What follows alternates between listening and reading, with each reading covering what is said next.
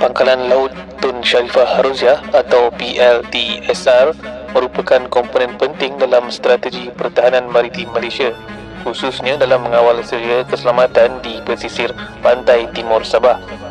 Dinamakan sempena isteri Perdana Menteri Malaysia yang pertama, Tunku Abdul Rahman Putra Al-Haj, pangkalan unik ini memainkan peranan kritikal di dalam kawasan keselamatan khas pantai timur Sabah (ESKOM).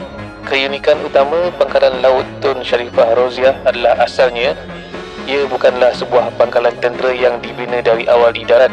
Sebaliknya, ia adalah unit pengeluaran luar pesisir mudah alih MOPU yang telah diubah suai dan ditauliahkan semula untuk tujuan ketenteraan. Inisiatif ini dicetuskan oleh Petroleum Nasional Berhad Petronas dan mula beroperasi secara rasmi sejak 31 Julai 2015 dan dirasmikan oleh Perdana Menteri Malaysia pada 28 Mei 2016. Transformasi ini membolehkan Tentera Laut Diraja Malaysia TLDM mewujudkan kehadiran tetap di perairan strategik dengan kos yang lebih efektif berbanding pembinaan pangkalan konvensional. Terletak di perairan sempurna Sabah, lokasi Pangkalan Laut Tun Sharifah Haruziah menjadikannya pos hadapan atau forward operating base yang adil untuk memerangi ancaman keselamatan rentas sepadan. Peranan utamanya adalah penguatkuasaan ESKOM. Pangkalan ini berfungsi sebagai hub operasi untuk menyokong markas keselamatan Timur Sabah ESKOM dalam memastikan kedaulatan dan keselamatan di zon selamat Timur Sabah terjamin. Kehadiran aset ketenteraan secara fizikal di laut membolehkan pasukan keselamatan melakukan tindak balas yang pantas terhadap sebarang pencerobohan, aktiviti penyeludupan atau ancaman penculikan untuk tebusan.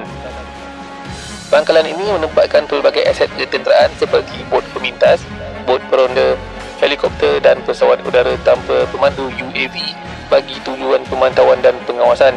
Pangkalan Laut Tun Sharifah Haruziah dikawal oleh 84 anak kapal pegawai dan anggota TLDM yang bertugas secara bergilir-gilir memastikan operasi pemantauan berjalan 24 jam sehari 7 hari seminggu. Walaupun peranannya penting, operasi Pangkalan Laut Tun Sharifah Haruziah menghadapi cabaran kos penyelenggaraan yang tinggi. Berikutan faktor ini, pangkalan tersebut dijadualkan untuk menamatkan operasinya pada Jun 2026. Kerajaan Malaysia sedang menimbang untuk menggantikan pangkalan terapung ini dengan konsep operasi baru yang lebih dinamik seperti penggunaan kapal induk atau peningkatan pos darat setia ada bagi memastikan keselamatan di perairan Sabah kekal terjamin tanpa menanggung beban operasi MOPU yang tinggi.